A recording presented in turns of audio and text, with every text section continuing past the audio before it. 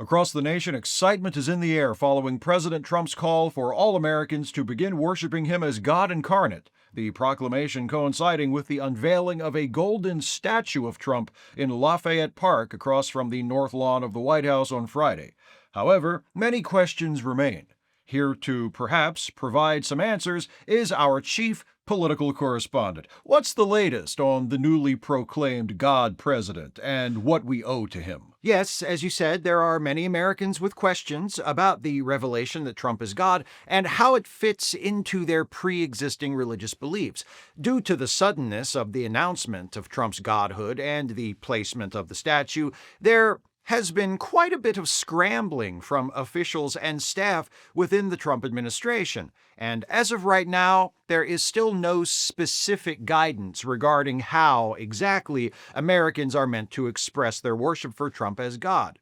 My sources assure me that such guidance is forthcoming, but for now, those who wish to demonstrate their love and fealty to Trump, as all Americans have been ordered to do, should do so through monetary contributions, donate to Trump online through his website, or simply leave a check or better yet cash at the base of the golden statue. I'm told Secret Service agents will be collecting donations from the statue on a regular basis, and also I'm told all checks should be made out to Donald J. Trump. That's good information for people to have. It sounds as if this has taken many in the White House by surprise. Is that the case? Very much so. President Trump has apparently kept the fact that he is God very close to the chest until recently. Even many of his closest associates in the administration and in Congress who I've spoken to have expressed how surprised they were to learn that Trump is, in reality, the one true God of the universe. Since this is the first time God himself has ever served as President of the United States, what are you hearing as far as the constitutional implications of this? Well, as we know, the Constitution places certain limitations on the powers of the president. However, as God, Trump is a being of unlimited power. Presumably, from this point on, all other governmental institutions, regulatory agencies, legislative bodies, courts, will defer to President Trump's wishes whenever there is a dispute. But we will see this tested very soon. President Trump's declaration of his own divinity was made shortly after a federal court blocked his latest attempt to end birthright citizenship.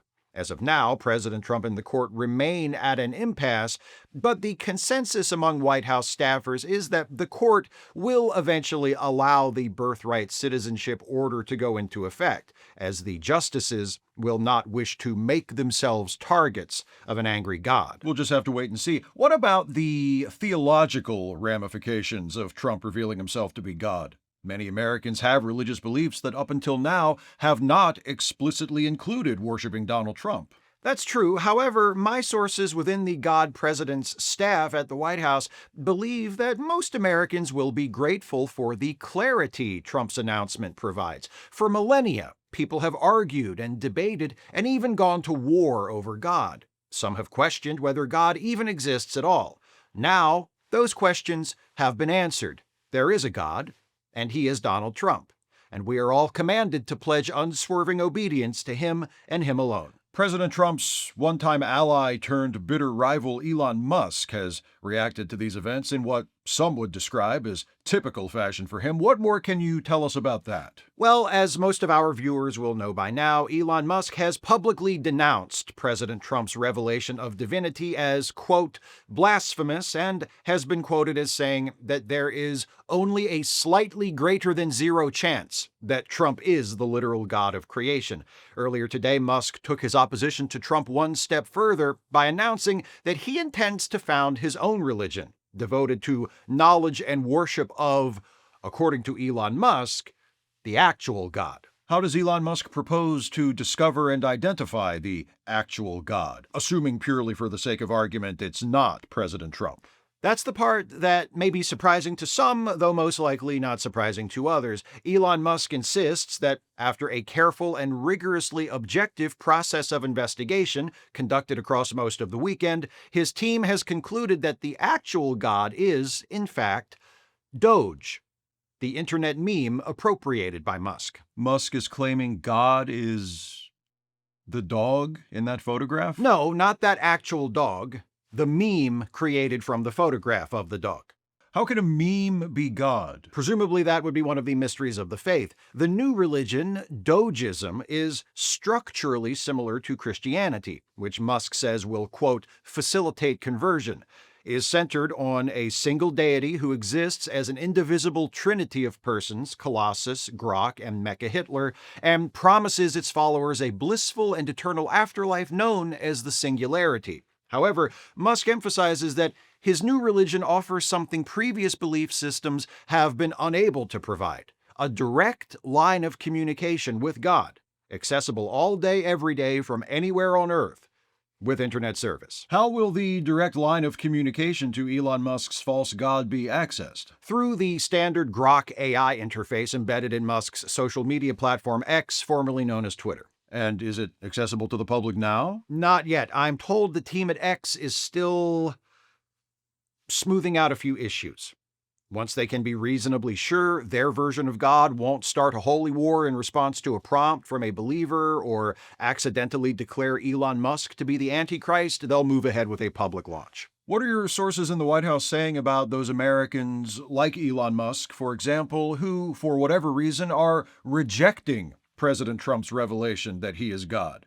What shall be their fate? Well, of course, eventually all heretics shall have their place in the lake of fire, which I'm told will soon be under construction at a yet-to-be-determined site in California. But in the meantime, those found to be in rebellion against the holy authority of Trump will be rounded up by federal agents and forced to work as laborers on some of the many other ambitious construction projects the God president is planning, including, of course, the long-in-the-works wall along the southern border, numerous detention facilities, and a series of gilded temples dedicated to himself at locations around the country, and I am told those temples will have attached casinos. This all sounds very much of an earthly nature. As God, Trump is all-powerful. Is there any word yet on how he plans to use his omnipotent abilities to bring about change more directly and immediately, perhaps to repair large-scale social or environmental problems or correct long-standing injustices?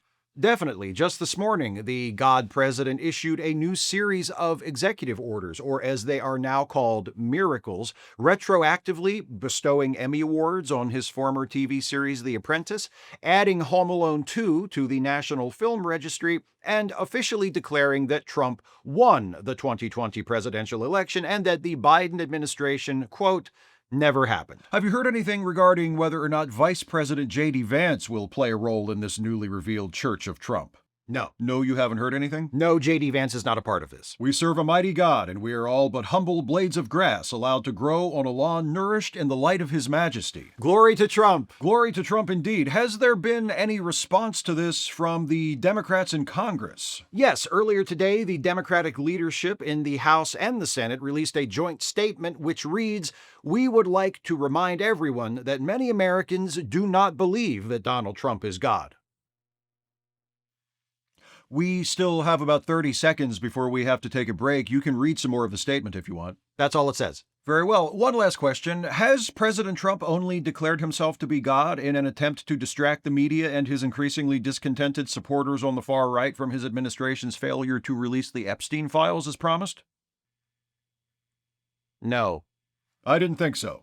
All right, then. Up next, 6 uninterrupted hours of images of our divine Lord, accompanied by devotional music to fortify your spirit. We'll see you tomorrow. And now, let us pray.